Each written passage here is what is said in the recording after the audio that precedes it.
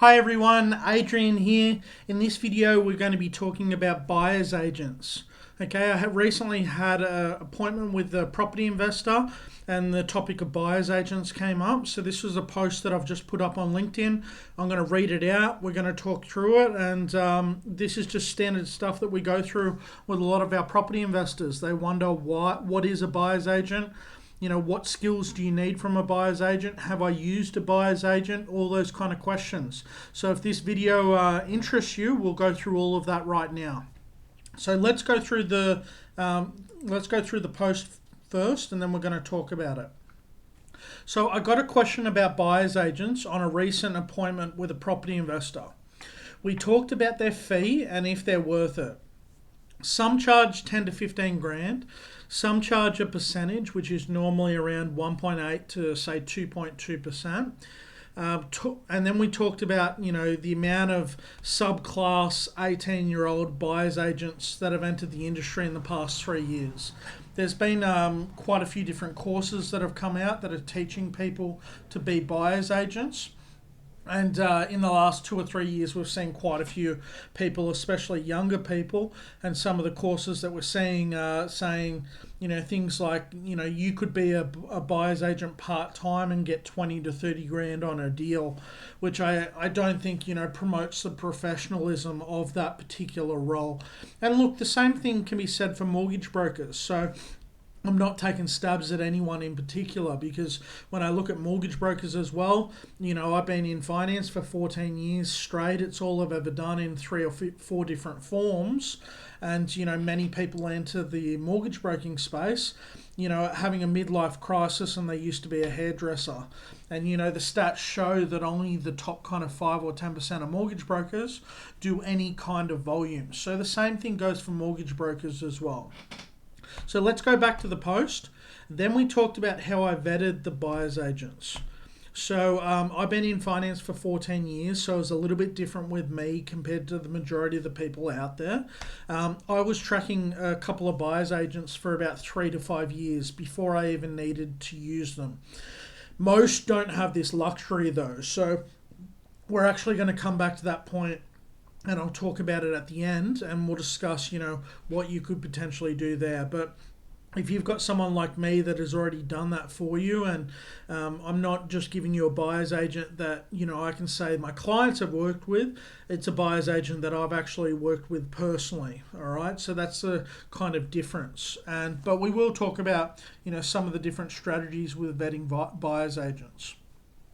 Okay, then we discussed my buys, and 7 out of 8 of the were buyer's agent buyers.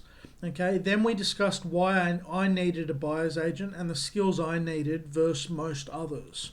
Okay, I only needed a few select skills, while many clients want the BA to have a huge amount of skills. And let's go through some of the list.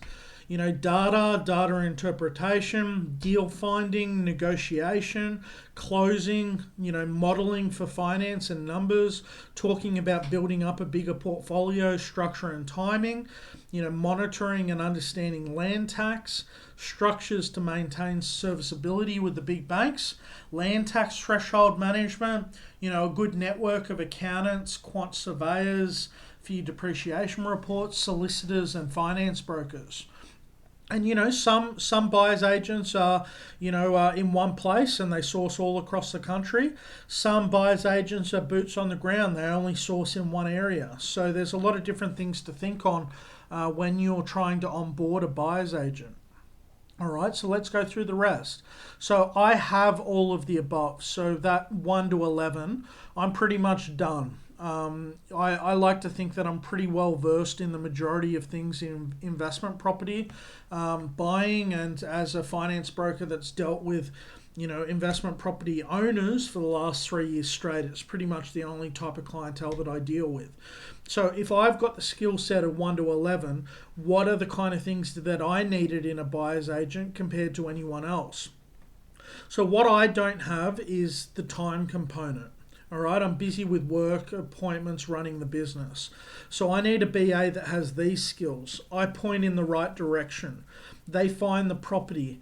they negotiate, they close, they find me a good deal. I could do the rest, but as long as I'm pointing them in the right direction, because pretty much every investor is telling me where they're buying and how they're buying, and if I'm sitting down with 1,500 plus property investors over the last 3 years, then I've got a very good idea on where people are getting good results, where the areas are, what kind of price ranges people are buying at. I'm talking about it every day. All right, so I just need pretty much a bulldog that I'm going to point in the right direction, find the best available deals, negotiate it, and close it. Because some of these markets that I'm going after are quite hot markets. All right, so that's how I needed a buyer's agent. When a lot of people, when they're going down the buyer's agent path, need a lot of those other things. All right, so the last one was a bit eye-opening to the client when we were in this appointment.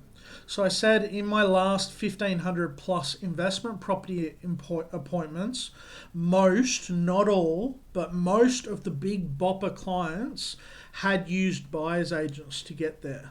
Most of them outsourced as much as possible. Okay, they were successful in their personal lives and careers, but time poor, very similar to me. Time poor people in general don't take action to build out huge portfolios. Okay, I hadn't seen many of the huge clients do it all themselves. If you want to get to the big stage stats, chances are there's a better chance of you doing that with a buyer's agent versus without a good buyer's agent. And look, that's just my first-hand experience. It's not the rule of thumb. If you have the time to do it and you've got the skill set, great. But many of the biggest clients that I've seen have used buyer's agents, including myself. All right, so what we're going to do is we're going to go up to this section when we talk about, the amount of buyer's agents out there. So you can potentially come to someone like me and know hand on heart that I've already vetted 3 to 5 good buyer's agents, and depending on the strategy that you want to go down, I can link you up to the right person as long as there's trust in me, after you dealt with me, that you trust the person I refer. Okay, that's the first way and the easiest way. Okay, or you can try and do it yourself by, calling up quite a few and going through the first appointment and vetting them. But I'll be honest with you, it took me a long time to find the right people, and then I vetted them for a very long time before I actually needed their services. Okay, there's a lot of, it's just like mortgage broking. It's hit and miss. So it is hard. You've got to make sure that the fees that you're getting charged are in the right order, because some charge you a fee up front, some charge you the rest of the fee at formal approval, some charge it at settlement, some give you bulk discounts for buying multiple properties through them. Some they're quite big, so what they do is they onboard you, and then all you get is these emails, and they get sent to 2, 3, 4, 5 clients, and the first one that's quickest on the buzzer gets it. Other buyers are very hands-on and only deal with you and find properties for you. Okay, so some buyers agents are large agencies, some are not. So you're dealing with the actual head buyer's agent, or you're dealing with a business or a system which is very systemized, because the business has gotten a lot bigger. Some want to deal directly with the head honcho. Other people want to deal with a business that is proven, that deals with a lot of clients, and that has the right systems. So everyone is different with what their needs are. So that's kind of a big thing that I want to talk about. I think overall, if I had to say, am I a fan of buyer's agents? The answer is yes. I've made over $2 million in equity on my investment property portfolio, and a lot of that is attributed to a good buyer's agent that I've used over that time. So I can say hand on heart, I'm using them. Most of my network that are going towards big bopper status are using them as well. So I hope this video has added a lot of value to you. I hope it's explained some of this and some of these concepts. I hope it cuts through a lot of the bullshit that you see on these forums and online. And there's a lot of people that want to handle all the data and do it all themselves, but are they getting the results? And are they getting to the bigger status that they actually want to meet their goals? So I would hazard a guess that most of them don't get there because they're doing it themselves.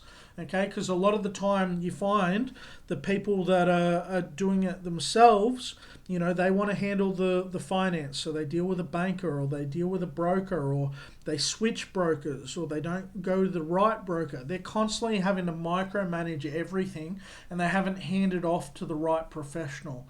So you find, a lot of the shortfalls with handling the stuff on the property side seeps into the rest. I mean, you see a lot of these people as well, they think that they can personally property manage the properties, and as soon as you get to 1, 2, or 3 properties, you got to be offloading this stuff and getting other people to do it. Same thing goes with insurance. Find yourself a good insurance broker that every time a renewal comes up, you send it over to them. They go and get all the quotes. They move you around every time, and they make sure that you're not missing little tick boxes like flood claim or things like theft, or things, just simple stuff.